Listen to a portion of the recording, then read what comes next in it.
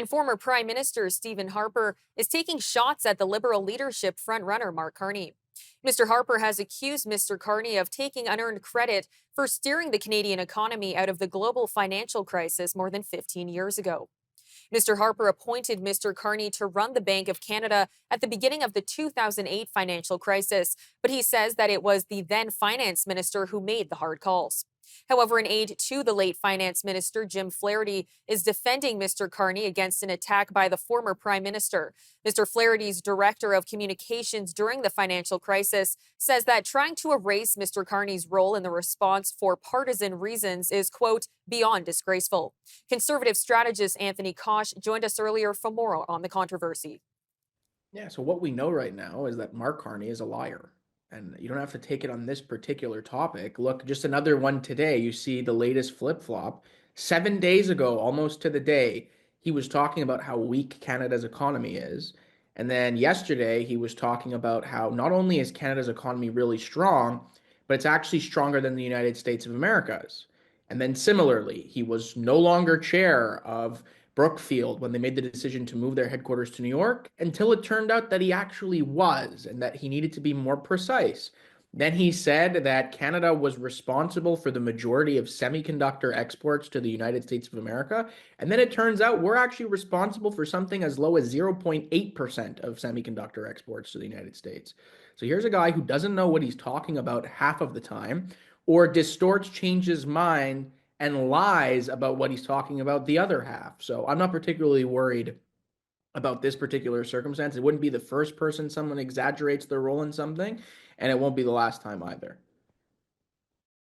We also asked Anthony about Mr. Carney's UK and Irish citizenship, because when Andrew Scheer was leader of the Conservatives, many in Liberal caucus criticized Mr. Scheer for having two passports. Well, yeah, here's the thing, right? I mean, when Andrew Scheer was running for prime minister back in 2019, there was this pop-up where everybody found out he actually had an American passport and was an American citizen. And liberals ripped their shirt off, screaming that this was like dual loyalties, and by virtue of that, he needed to rescind his passports.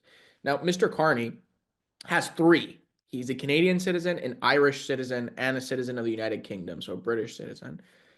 He's already indicated to the press that he's in the process of rescinding or leaving those passports to the side and becoming an exclusive Canadian national.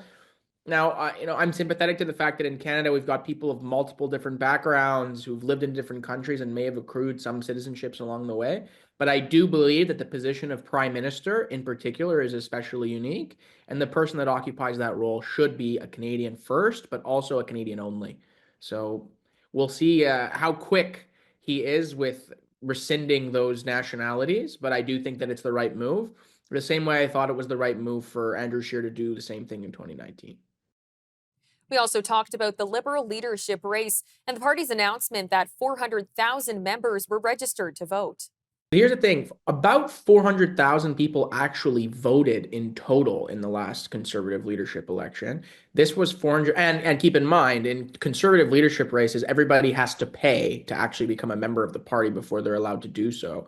In the Liberal Party of Canada, it's free. It's basically an email, an address, and a hyperlink. But it's interesting to note that even though the original top line number was 400,000 people had signed up to vote, up until I believe yesterday, something only like 80,000 people had actually gone through the second verification process and actually cast a ballot. So right now, we've only got a few more days left where people are eligible to be voting. It seems like, first of all, the number of people who signed up is kind of low for a process that is free. People weren't willing to invest 5 minutes of their time to sign up to vote for the next prime minister. But even beyond that, of the people who actually did take the 5 minutes, it seems an even less or much reduced portion of even those people is motivated enough to do the next 5 minutes to actually cast their ballot. So it doesn't seem like there's too much enthusiasm or excitement over in Liberal land right now.